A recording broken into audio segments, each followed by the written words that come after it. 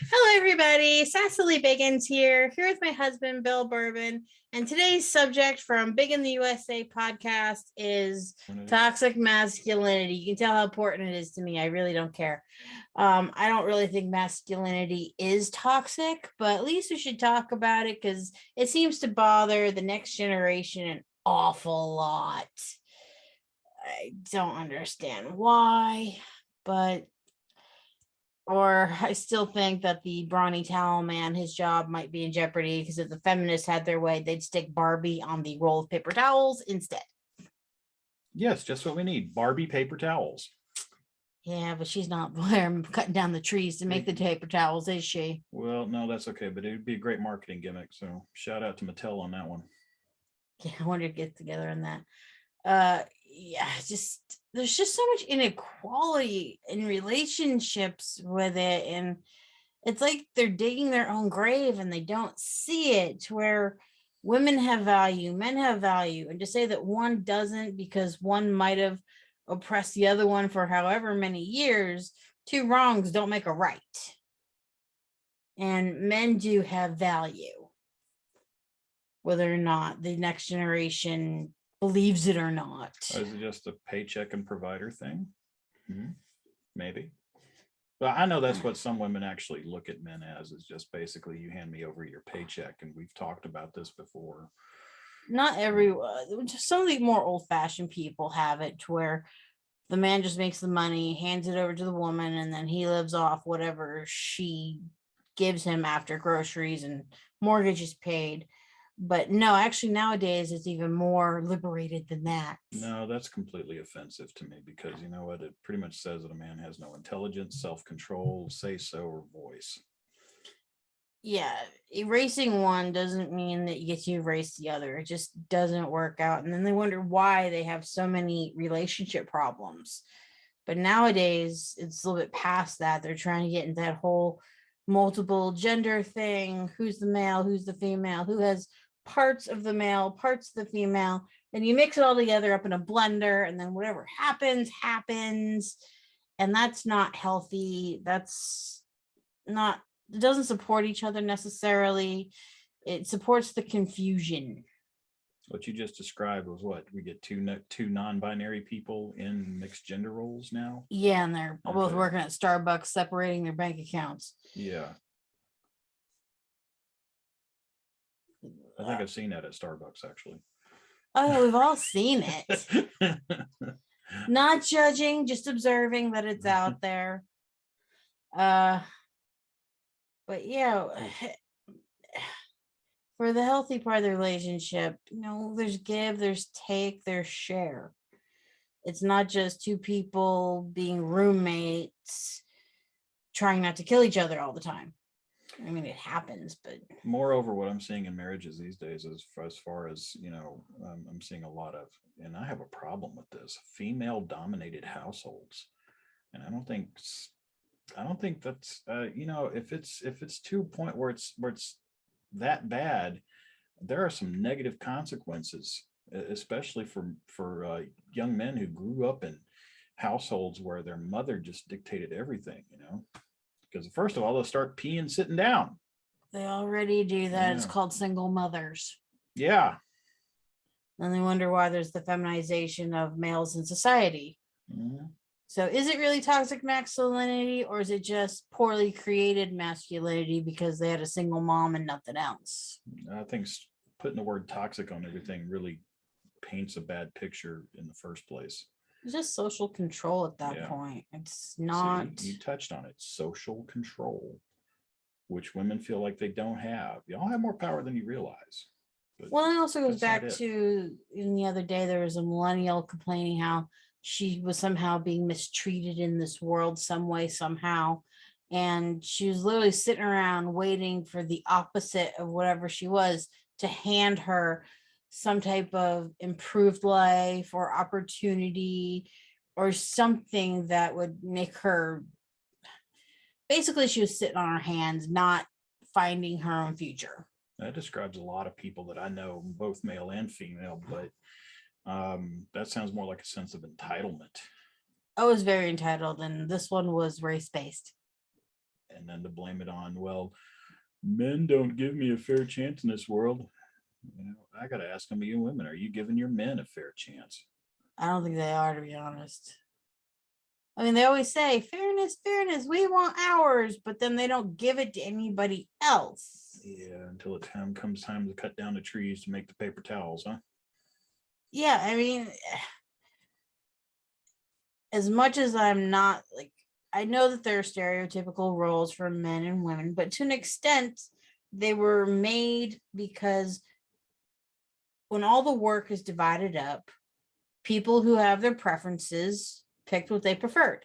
Just like over in Sweden with the college degrees, they tried to push more women into the sciences, but they preferred to be more nurses and lesser paying jobs, while the men preferred the sciences and got the higher paying jobs.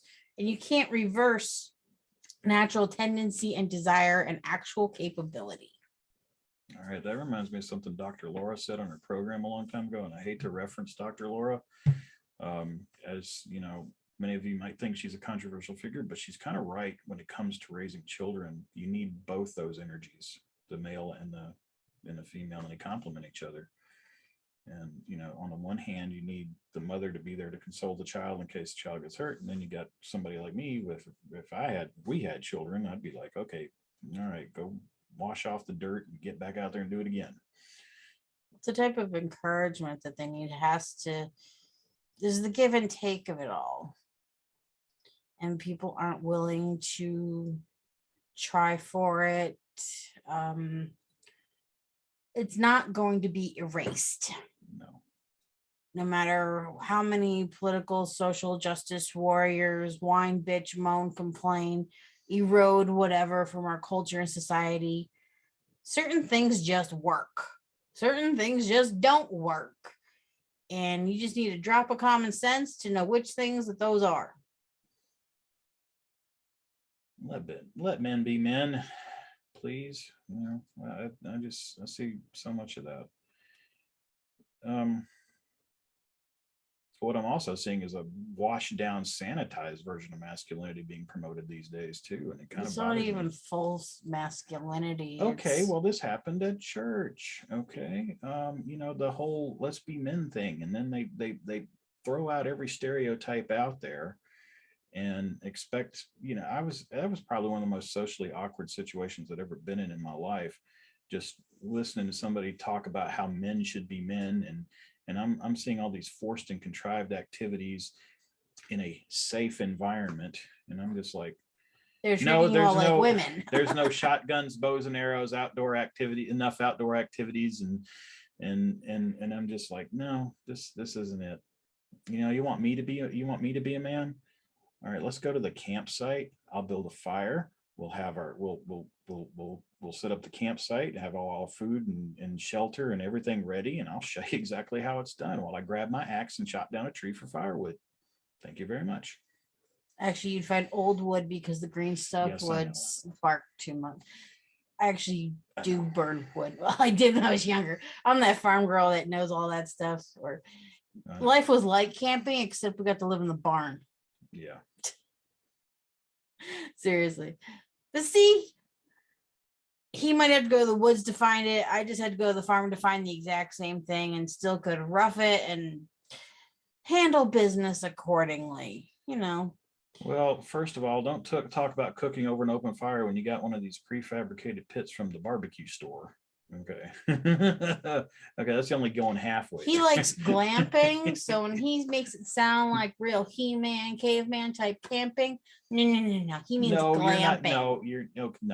I'm a truck driver. I spent time over the road. You're not a real man until you've wiped yourself down with baby wipes just to keep from smelling, so you can go into the shipper's office and pick up your load. That was a personal choice. I'm sure there was some kind of hose from a car place somewhere. I've seen that too. I'm a little too modest for that one. No, it really is just women need to let go so much, or as I like to say, you gotta know when to pick your battles, or pick a battle it's worth fighting for. It's not worth fighting for. Why are you fighting? Yeah, not everything is supposed to be offensive to women. We don't think that way. No. I mean, men are a lot more generous than women give them credit for. There's all these assumptions and brainwash, and all these girls with their feminist studies treating men like shit right out the gate. And Yeah. it's uncalled for. Then they wonder why they're 30 or 40 years old, childless, and can't keep a date for more than 2 weeks. That reminded me of my friend Tim and baby mama. I'm glad it didn't work out with them. I don't normally root for relationships to go straight to, That one was doomed, destined for hell from the beginning, and we all tried to help him out, but God blessed him. He's trying to do the right thing, and she's shooting him down at every corner. Oh, she's a hater from way back, but she's also a, what do we call her? Classic narcissist. Yeah, she's a regular narcissistic offender against most of the human race. Oh, and for those who are worried about narcissists, I learned something about narcissists in my research on the subject. They've suffered some type of trauma. And here's the lesson in dealing with them. It's not your place to fix them, but you got to deal with them. So you got to, shut them down before they take over your life. A narcissist will run you into an early grave if you don't have a strong hand on the shovel that you use to whop them in the back of the neck to slow them down long enough to say, we ain't going to do that crazy thing. Yeah. And then maybe they'll see common sense. Maybe they won't, but there's hope. Just slow them down from railroading you straight up. Right. Which is kind of also what different motives, definitely female orientated. Right. Most of the time. And what's your problem with these females? I'm just They're giving all the rest of us a bad name. Yeah. I don't want to be associated with those morons. Are we allowed to use that word nowadays? No, I think it's offensive. Good. But isn't that what we're about here? I don't mind being slightly offensive if it gets the point across, and it shows my age if I can't keep track of every single little bitty thing that someone claims to once upon a time have been offended by. Go ahead, throw your hissy fit. I'm a grown adult. Just saying. Yeah. I might edit that out. Who knows? Okay. Maybe. I don't know. Depends how tight YouTube is. But yeah, I don't put much credence in people throwing hissy fits and acting a fool and being childish. And just look at the statistics of all the ladies who are in their 30s or 40s, can't keep a dude, want families because they're too busy being married to their job and treating men like their new poodle of the week. Men are not your lap dogs, just like you aren't their lap dog. You got to restructure how you think of what you think will work in a relationship, because it's work. It's not about projecting onto something else. It's called roll up your sleeves and start to work and communicate. Negotiate on a daily basis. Text message. Keep each other up to date. Just make sure the other person's all right, okay, whichever, and just it's that constant contact, sort of. Just enough so you don't drive each other crazy and no one gets a restraining order. That's where common sense comes in. Though I did have those people at Waffle House think that you were stalking me when we were dating. That was a fun game. I just like to play on everybody else. I had all the other waitresses thinking he was a drug dealer. I don't know. Looking at my shirt here. By the way, this shirt came from Weed, California, the town. California, the town. There is no dispensary. No one in this house actually partakes in anything. No. He just likes the shirt. And it made the guy who sells suits at Dillard really angry. That was fun. I just walk around Northeast Mall in Hearst, and hey, it's a place. I either got complimented or insulted. So, well, what's the difference between having the name of that versus like Sacramento, California on a shirt? Because it says weed. We all know what weed is. Weed is a plant in the yard. Yeah. But yeah, people just need to chill out. Learn how to have healthy relationships. Women should stop treating men like future lap dogs. We're adults here. I mean, I'm not gonna. God forbid if something happened to you, I really don't want to get married again. But No one can compare to this greatness here. yeah. No, I don't want the drama. That's what scares me more than anything. Of course, you're great, honey, but after that, there's just a lot of drama to deal with, and I don't want to deal with it. Yeah, I still know where all your scars are from years of previous drama from a previous marriage that was doomed from the beginning. That still gives me nightmares. I do. Sometimes I still have dreams that she's trying to kill me. And she did try to kill me once. Yeah, so even though I know we look at many things with sarcasm and humor and things, mental health is very, very important.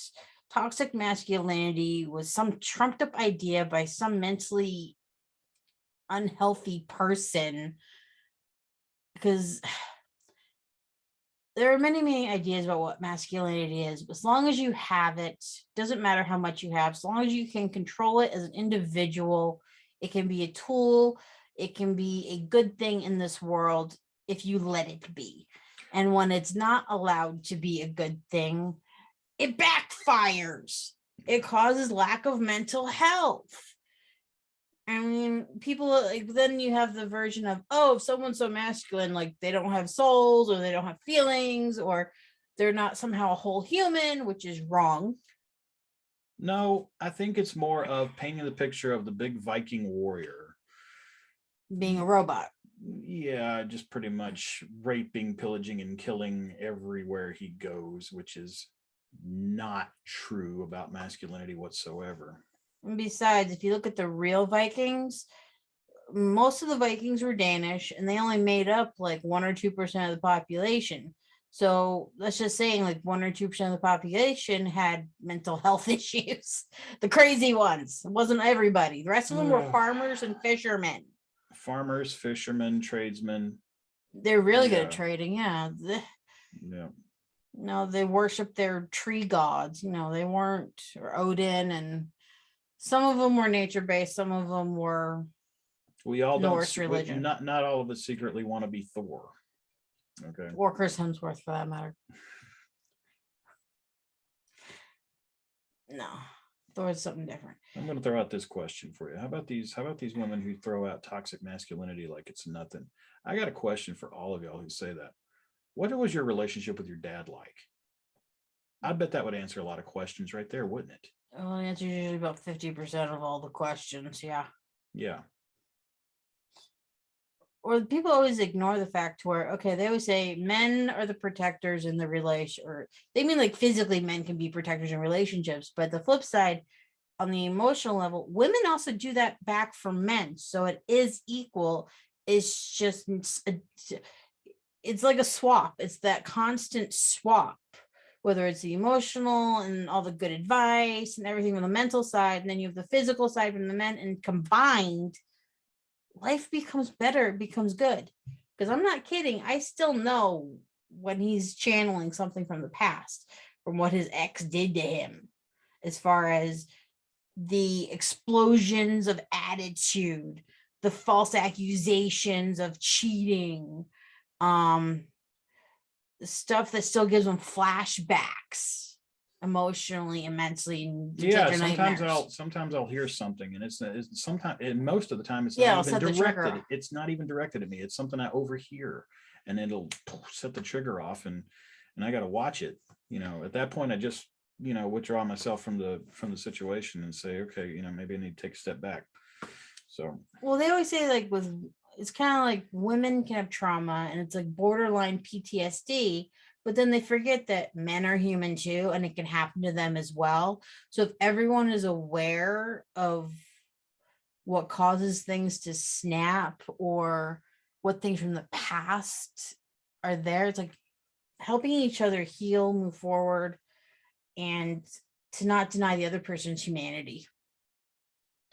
And to say that masculinity is toxic, that is denying another person's humanity. Well, you just nailed it right there. A lot of women out here think that men are not humans; they're animals.